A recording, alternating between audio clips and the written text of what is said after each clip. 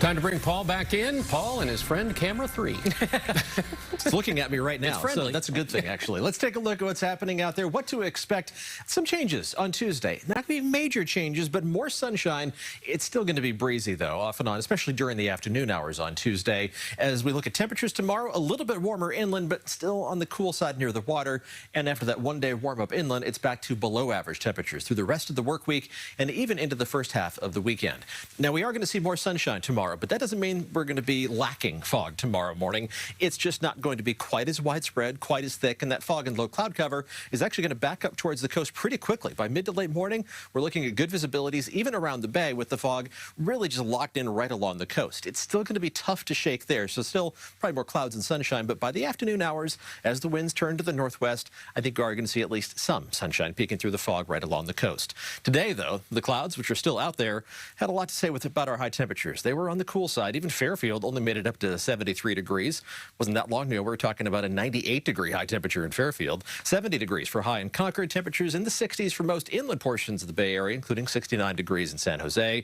Only 50s near the water. Half Moon Bay and San Francisco, and both Half Moon Bay and San Francisco did register some trace amounts of moisture, about a 1/100th or so, because of some of that fog that was thick enough to actually add up to some mist and drizzle early this morning. Right now, temperatures are in the 50s around the water, 60s to around 70 degrees farther inland. Only 61 degrees in San Jose. On the cool side, also only 60 in Livermore, but 65 in Concord, 70 degrees on the nose. Those are the warm spots, Fairfield and Santa Rosa. We should be a few degrees warmer tomorrow, but it's still going to be breezy, and it's windy out there right now. The current wind speeds mostly between 10 to 15 miles an hour, but there are numerous places where that wind is gusting over 20 miles an hour, including downtown San Francisco. It's gusty out there right now. Strongest gust is actually in Fairfield with 26 miles an hour from the southwest.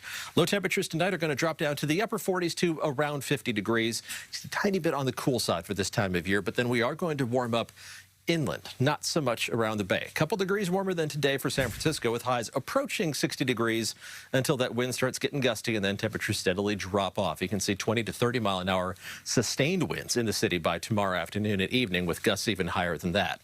Santa Rosa, after you reached 70 today, you're going to reach into the upper half of the 70s tomorrow afternoon.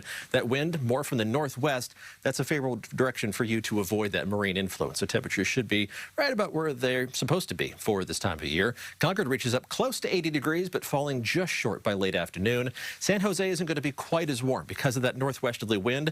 That's going to grab some of that cool air over the bay and then send it down into the Santa Clara Valley. So high temperatures will reach the low 70s by early afternoon, and then that cool air is going to be making its way in by this time tomorrow evening.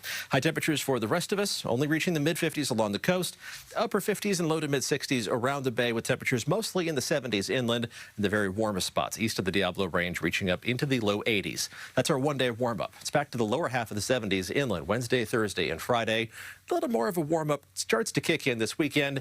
That will be more noticeable by Monday and Tuesday of next week. Some of the long-range data is hinting at a return of more widespread 80-degree-plus temperatures early next week, but that's pretty far down the line to be making any promises about a substantial warm-up. It's just something we'll keep an eye on as we get closer to the weekend.